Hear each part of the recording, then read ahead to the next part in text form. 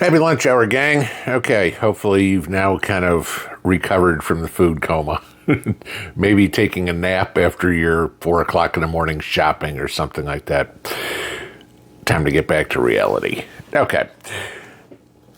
A lot of people, including me, have talked countless times about Balkanization in the United States, basically saying that the country is going to split up into multiple smaller countries.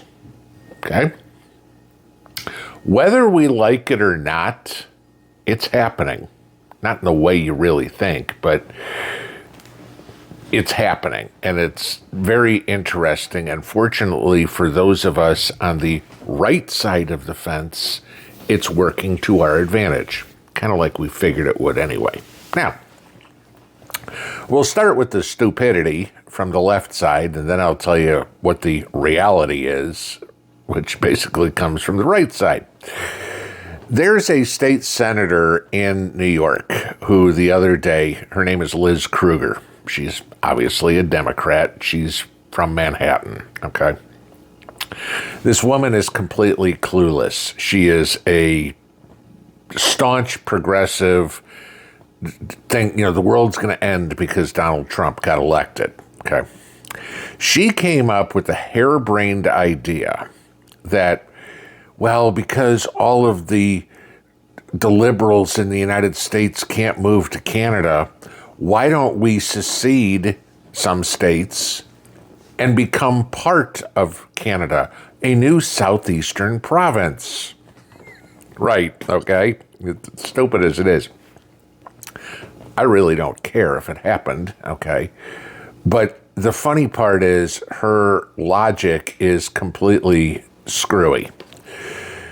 She thinks that New York, Massachusetts, Vermont, and Connecticut should join Canada, okay? I want you to look at this map real quick. Take a look at this.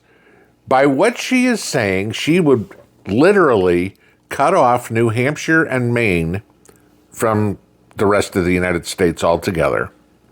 And teeny tiny little Rhode Island, the smallest state in the country, would be an island surrounded by either water or a blue province. Okay? There's the first idiotic part of this. She's literally saying, we'll make these states just all by their little lonesome. Okay, there's the first problem with her idea. The next problem she has, and this is her quote, I want to give you this. Basically, everybody in these states are progressive Democrats, and they would fit in pretty well with the political philosophy of at least most of the Canadian elected officials. Okay, so let's go into the stupidity in this one. First off, the Canadians are getting ready to tar and feather Justin Trudeau, okay? They're pretty much fed up with progressive policies too, okay? But I love the part where she says basically everybody in these states are progressive Democrats. She must not have paid too much attention to the election 3.5 weeks ago, because in her home state of New York, Donald Trump got 43% of the vote. That's more than any Republican has gotten over 30 years.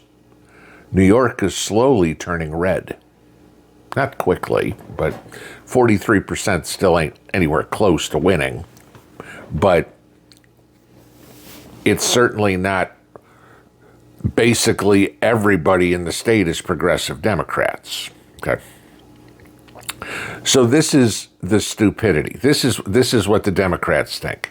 And again, we know that down south, Texas wants Texit.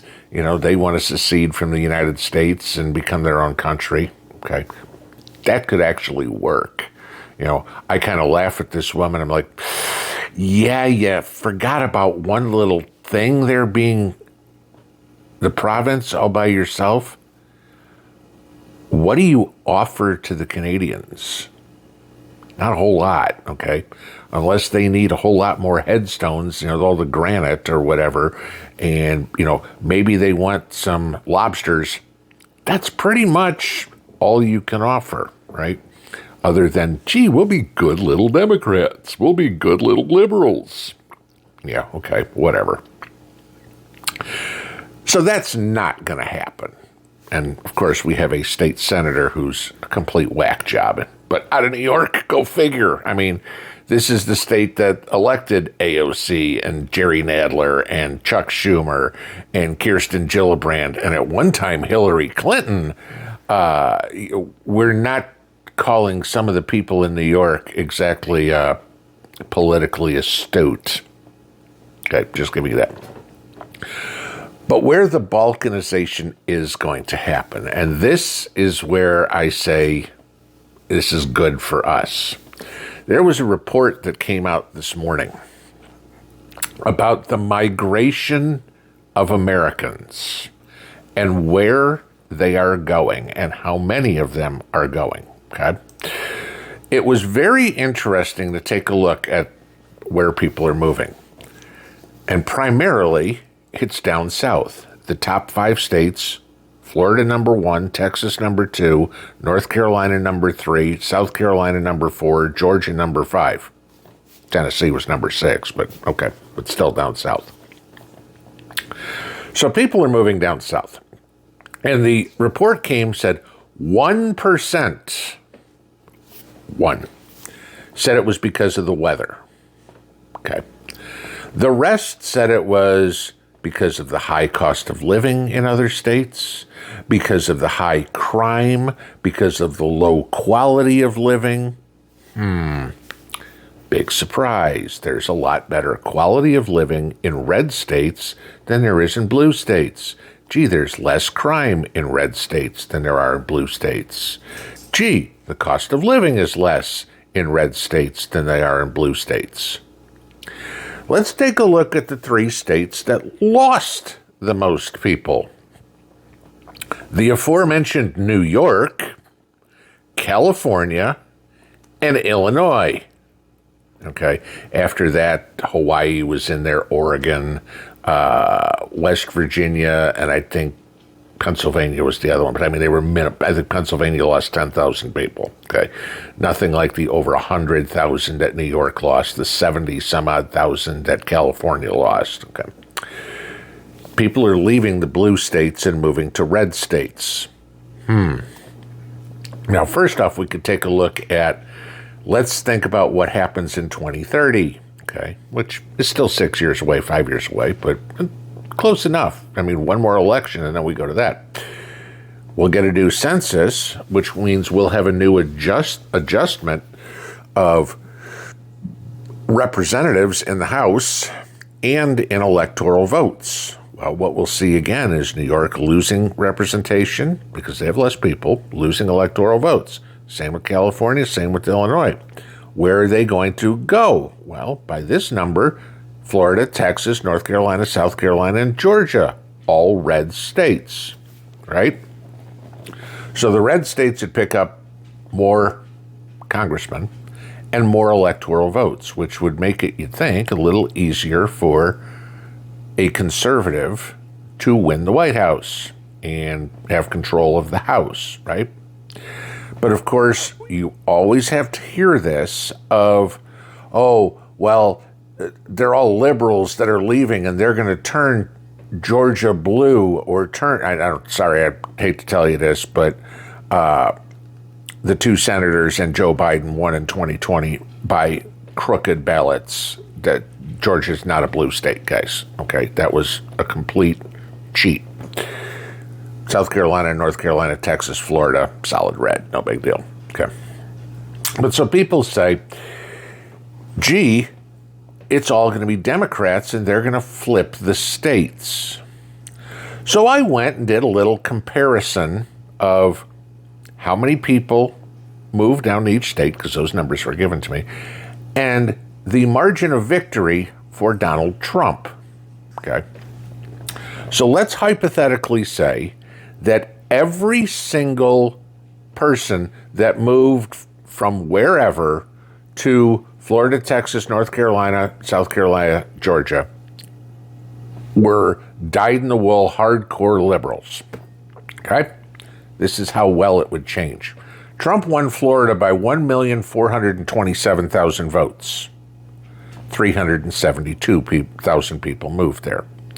Okay, Trump still got a, 1,050,000 vote advantage? No worries. Texas, Trump won by 1,558,000 votes. 315,000 people moved there. No worries. Still 1.2 million vote cushion. North Carolina, Trump won by 183,000 votes. 126,000 people moved there. If they're all Democrats, Trump still wins the state by 60,000 votes. South Carolina, no problem. 455,000 was the margin of victory. 91,000 people moved there. Okay, so he only won by 350,000. Not a big deal. And then the aforementioned Georgia. Trump won Georgia by 115,100 votes. 88,000 people moved there. If every freaking one of them was a Democrat, Trump still wins the state by nearly 30,000 votes. So there's where the good side of balkanization comes from. We're not necessarily splitting the land mass of the country. We're just splitting the people, because I will bet you that the vast majority of the people that moved to Florida, Texas, North Carolina, South Carolina, Georgia are probably conservative. Okay? So it's just going to add to the margins and make those states even more red. Good. I mean, even if it's 51-49, it's still more red. There's not a whole lot of liberals that are going, gee, you know what? I think I'm going to move from Boston and I'm going to go live out in the country in North Carolina. Not a whole lot of those. Okay. People don't have a tendency to move unless they have to somewhere where they're not going to fit in. Gee, you know what? I think I'm going to go down to Texas and I'm going to tell them about all my great liberal values. They ain't doing that, okay? So the balkanization, the way it's happening, is we are splitting the people. The people that are conservative are going to the conservative states. The liberals are stuck where they are, okay? And, hey, they want all the illegals, they want all the fentanyl, they want all the crime, they want all the high taxes, the high gas prices. Fine, keep them. You can have them.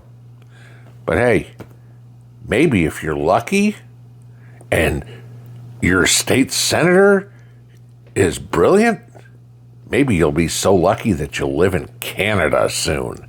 Doesn't that sound great? Because the Canadians have it going on so well under Justin Trudeau. That's the model for the rest of the world, right? It's getting better, guys, and it ain't going to change here in 53 days when the rightful president of the United States is sitting behind the Resolute desk again. Liberals, kiss my white ass. Pinball out.